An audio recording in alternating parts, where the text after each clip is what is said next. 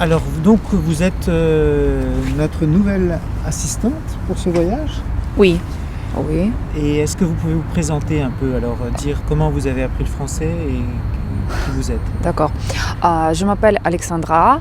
Je suis née ici à Kiev, mais j'habite au banlieue de Kiev. Et j'ai commencé à apprendre le français à l'école. Et après, j'ai continué mes études à l'université pédagogique. Et pendant 10 ans, j'ai enseigné le français à l'école. Et en même temps, j'accompagne nos agriculteurs ukrainiens dans leur démarche avec la France. Donc, je suis les projets agricoles, j'accompagne nos éleveurs en France pendant les foires agricoles, j'accompagne leurs transactions. Voilà, je fais ça. Ah, c'est intéressant. Donc, parce on a des clients en France et au Canada, des agriculteurs. Ah, donc il y a les agriculteurs ukrainiens qui vont en France pour les salons. Ils viennent pour les salons, pour les foires agricoles, mais aussi ils viennent pour acheter des animaux, des paillettes. C'est un petit peu rigolo. Donc des animaux, voilà. Des paillettes? Des paillettes, la sémence pour faire l'insémination artificielle après. Ici, d'accord. inséminer les animaux. Donc je fais ça. Ah, ok. J'accompagne. Une fois par mois, je vais en France. Une fois par mois? Oui. Ah, donc c'est les agriculteurs qui vous engagent pour ça? Oui, oui, oui. Mais On a des projets de long terme et j'accompagne complètement dans ces projets. Ah, d'accord. C'est intéressant.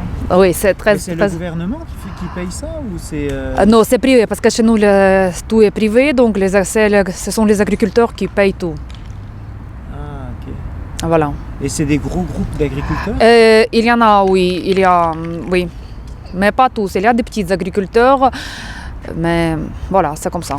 Ah, donc là, vous travaillez avec nous dans une sphère complètement différente. Complètement. Donc pour moi, c'était tout nouveau, mais je peux dire que c'était une belle expérience, une belle et bonne expérience. Voilà. Ouais, vous avez aimé ça? Ah oui, Ouais. oui, oui. Donc, est-ce que vous pourriez parler de votre client Hichem Ah le oui. décrire un peu déjà pour commencer. Donc mon client, c'était le français, mais il a eu d'origine d'Afrique du Nord. Donc c'est la première fois qu'elle Algérie, est... hein? Oui, mais il est né en France. Sa mère, elle est née en France, donc elle a vécu en France, elle a fait ses études en France et il travaille maintenant dans une société, je ne me souviens pas, ça lié avec électricité, quelque chose comme ça. C'est électricien, il travaille dans une société d'électricité. Donc mon client, il a eu 4 rendez-vous avec 4 différentes femmes, filles, voilà, on peut dire. Tous ces rendez-vous sont bien passés. Lui, il était super, super gentil, très, très attentif avec les filles parce qu'il est venu avec des cadeaux pour chaque fille. Donc on a acheté des fleurs, mais en même temps, il a amené des petits cadeaux français pour les filles, pour faire plaisir. Par exemple, une fille, Ina, qui vient de Poltava, elle a apprécié, elle a regardé tout de suite, parce que c'est la première fois. Parce que chez nous, en général, quand on offre le cadeau, on n'a pas... on ne regarde pas, on regarde après. Mais elle a regardé tout de suite quand elle a donné ce cadeau, elle était contente, elle était très très contente et pourtant Hichem a gardé le contact avec elle et il continuait à se communiquer. Voilà, mais c'était super bien passé. Il a posé plein de questions, il a traité tous les sujets, donc et toutes les filles, ils ont passé des bons moments avec lui, donc voilà. Ok. Et donc c'était surtout des filles de Poltava qu'il a rencontrées? Non, donc la première fille, elle était de Kharkiv, la deuxième, Irina, elle était de Kiev, quatrième, Ina de Poltava, et la troisième de Poltava, et la dernière, Yula, elle était de Kiev, voilà. Kiev? Donc, oui. Alors combien de temps ont duré les rencontres à peu près? Environ 4 heures. 4 heures? 4 heures. 3h30, voilà, on peut dire. 3h30 chaque rendez-vous. Mais on s'est rencontrés un petit peu en avant pour discuter, pour acheter des fleurs, parce que pour chaque fille, on a acheté des fleurs, pour aller vers le resto, tout ça. Mais en général, toutes les filles, avec 2 filles, il a resté après le rendez-vous. Oui, il a resté, oui. Donc, et il est content alors? Oui, il est content. Il réside au centre de Kiev, donc pour sortir, pour pour prendre rendez-vous avec les filles, bon, pour lui, c'était ça, pas de problème. C'était très, très facile, voilà, parce que c'était vraiment au centre de Kiev, voilà. Et il a une fille, Irina, il a accepté de montrer, il a proposé de faire visiter Hichem Kiev de soir, donc ils sont baladés jusqu'à, je sais pas jusqu'à quelle heure, mais après, le lendemain, il m'a dit, écoute, c'était super bien passé, mais malheureusement, elle est partie, il a pris ses vacances, elle est partie pour une semaine en Turquie, mais oui, mais elle se communique par WhatsApp et par Viber, voilà. Okay. Voilà. Est-ce qu'il a prévu de revenir en Ukraine? Peut-être, il a dit que peut-être. Si ça marche bien, il reviendra. Ok. Alors il y a beaucoup d'hommes musulmans qui regardent nos vidéos, qu'ils soient en France, au Canada ou dans les pays du Maghreb. Est-ce que les femmes qu'il a rencontrées, est-ce qu'elles ont posé des questions par rapport à la religion musulmane ou C'est lui qui a posé des questions. Est-ce qu'ils sont au courant qu'il est musulman, tout ça, parce qu'il ne mange... c'est lui qui a posé les questions, mais les filles, toutes les filles, ils ont dit que c'est pas de problème pour elles. Mais il ne demandait aux filles de changer la religion et de se convertir aux musulmans. Elle a dit que chacun... Il ne voulait pas leur demander. Non, il a dit que je cherche une femme et je ne veux pas demander à ma future femme qu'elle change la religion, parce que ça, c'est quelque chose de privé, voilà. Mais pour lui, c'était très important que la fille soit croyante, qu'elle a suivi sa religion, voilà. Mais elle accepte Dieu, mais peu importe. Oui, si il est orthodoxe, pas de problème pour lui. Pour lui, le principal, c'est de trouver une femme et de fonder une heureuse famille, voilà. Ouais. Mais il a bien expliqué aux filles qu'elle ne mange pas du porc, qu'elle ne fume pas, elle ne boit pas, voilà. Et c'est tout.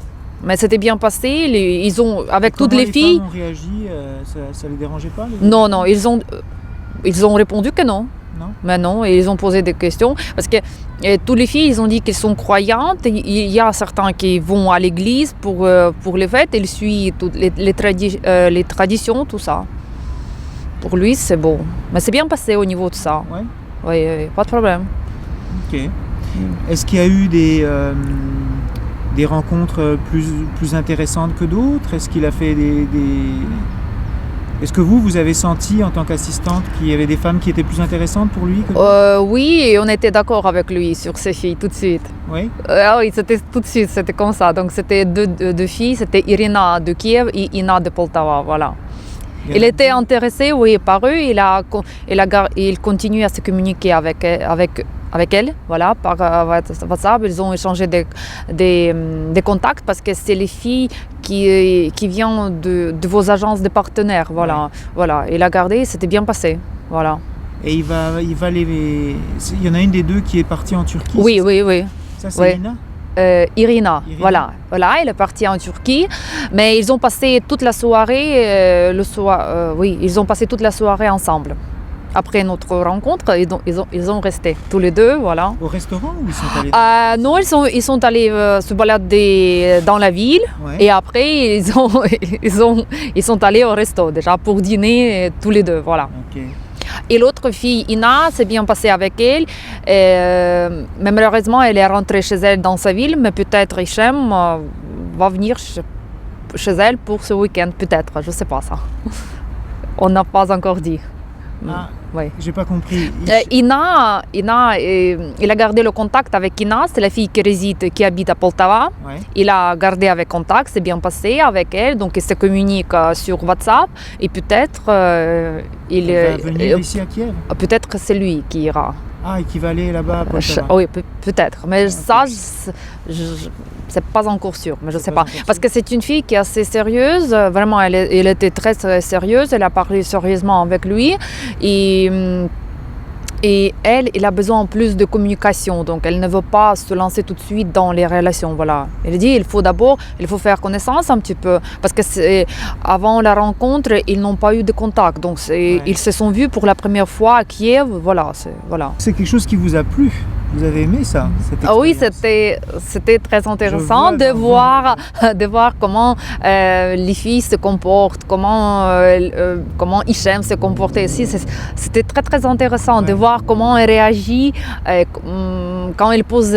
Bon, il a posé presque les mêmes questions pour toutes les filles. Comment elle réagit, c'était aussi assez intéressant. Comment elle se comporte, c'est intéressant. Ouais. Oui. La psychologie. Oui, un petit peu, ouais, parce que pour moi c'est complètement tout est nouveau, mais c'était assez intéressant. Ouais, vous avez aimé. Oui, oui. Ouais, ça se voit. Oui. Moi, je n'arrive pas à cacher mes émotions, donc Oui. je suis toujours comme ça.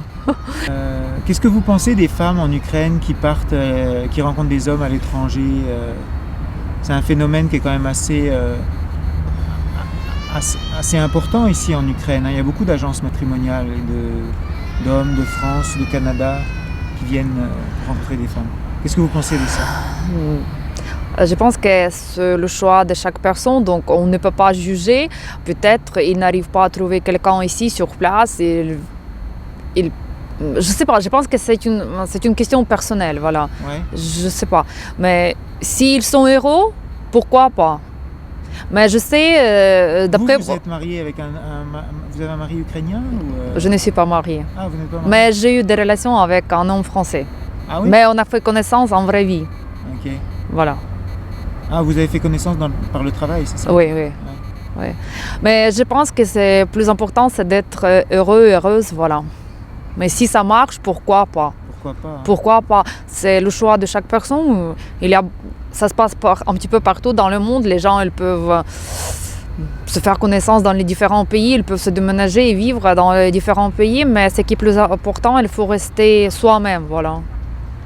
Ouais. Mais je comprends qu'au début, ce sera compliqué pour ces femmes de s'adapter. Parce qu'il faut vivre, il faut apprendre la langue, il faut apprendre la nouvelle culture, les nouvelles traditions, et il faut s'adapter, il faut s'intégrer dans la nouvelle société. Ouais. Et pour certaines personnes, c'est un peu compliqué. Pourquoi? Pourquoi? Parce qu'ils n'ont pas la même culture, voilà, peut-être ils ont... C'est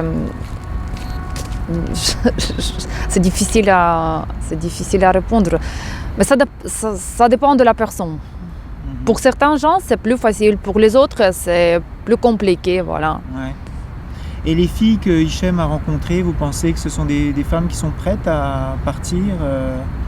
Est-ce qu'il a posé des questions par rapport à ça? Oui, il a posé des questions et il a posé des questions comment ils voient leur vie future, s'ils sont d'accord de partir vivre en étranger, s'ils n'ont pas peur d'apprendre la langue. Et ils ont tous dit que non, parce que ils étaient obligés de se débrouiller eux-mêmes ici, en Ukraine. Parce que, si j'ai bien compris, il y a des filles qui sont venues vivre à Kiev des autres villes, donc ils étaient obligés de s'adapter, de s'intégrer dans cette vie à Kiev, voilà. Ouais.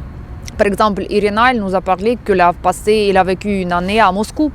À cause de son travail, elle était obligée de déménager. Elle a passé 1 an à Moscou. Elle a vécu. Elle a dit que c'est bien passé là-bas. Elle s'est intégrée et ça va. Elle dit pourquoi pas. Mhm. Mais peut-être, je pense que ces filles étaient assez mûres, voilà. Ah, mûr, ouais. Mûres dans leur tête. Dans leur tête. Voilà.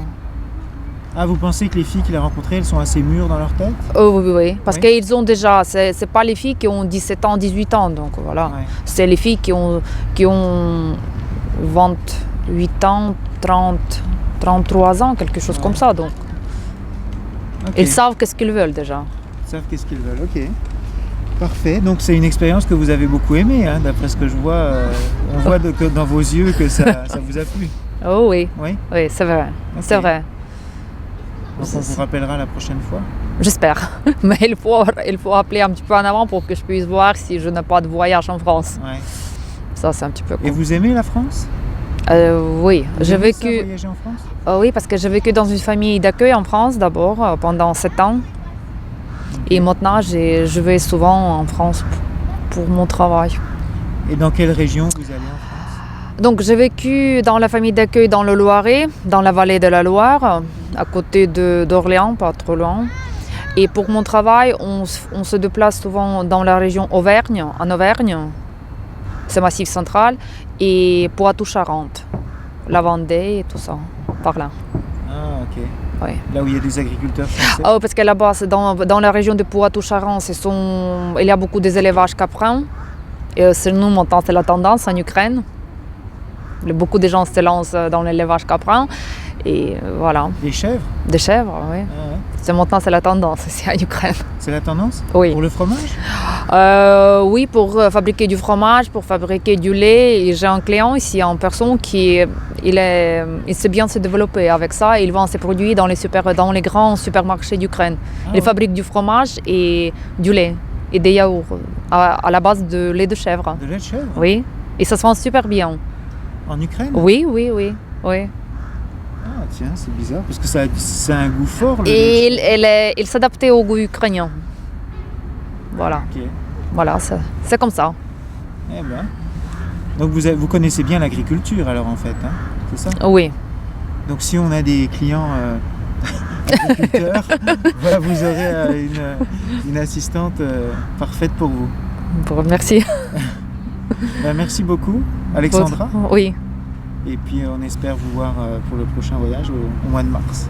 d'accord, Ok? d'accord. Mais il faut se contacter un petit peu en avant Oui, il faut se contacter. pour avant. que je sois libre. Ouais, c'est du 22 au 29, au 31 mars.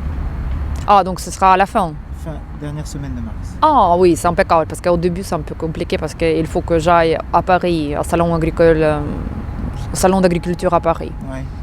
Non, c'est la dernière semaine. Ah oui, c'est impeccable, donc je pense que je peux m'organiser. D'accord, ben merci beaucoup. Bon, merci à vous.